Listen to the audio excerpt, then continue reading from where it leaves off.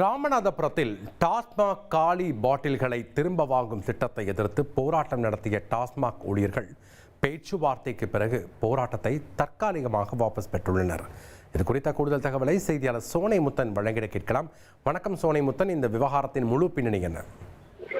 வணக்கம். அதாவது ராமநாதபுரம் மாவட்டத்தில் உள்ள அனைத்து டாஸ்மாக் கடை ஊழியர்களும் ஒற்றை கோரிக்கையை வலியுறுத்தி கடையை பூட்டி சாவியை ஒப்படைக்கும் போராட்டத்தில் ஈடுபட்டனர். இதனால் மாவட்டம் முழுவதும் 2 மணி நேரமாக அந்த டாஸ்மாக் கடைகள் திறக்கப்படாமல் இருந்தது. மதுபான பிரியர்களிடையே பெரும் வேதனை ஏற்படுத்தும் விதமாக அமைந்திருந்தது.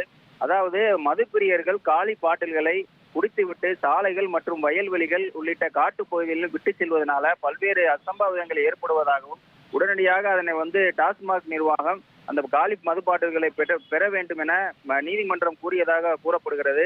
அதன் அடிப்படையில் டாஸ்மாக் நிர்வாகம் காலி மதுபாட்டில்களை அந்த மதுபான கடையில் பணியாற்றும் ஊழியர்கள் திரும்ப பெற வேண்டும் என்று இன்று முதல் இந்த மதுபாட்டில்களை திரும்ப பெறும் திட்டம் அமலுக்கு வரும் என்றும் அறிவித்திருந்ததாக கூறப்படுகிறது.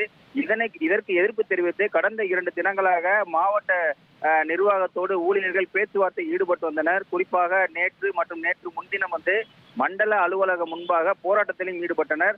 அதனைத் தொடர்ந்து இன்று மீண்டும் ஊழியர்கள் பேச்சுவார்த்தையில் காலையில் ஈடுபட்டனர். இந்த பேச்சுவார்த்தை தோல்வியடைந்ததை தொடர்ந்து மாவட்டத்தில் இருக்கக்கூடிய 109 மதுபான கடைகளையும் பூட்டிவிட்டு சாவியை ஒப்படைக்க போவதாக அறிவித்து மாவட்ட ஆட்சியர் அலுவலகத்தில் மீண்டும் போராட்டத்தில் ஈடுபட்டனர்.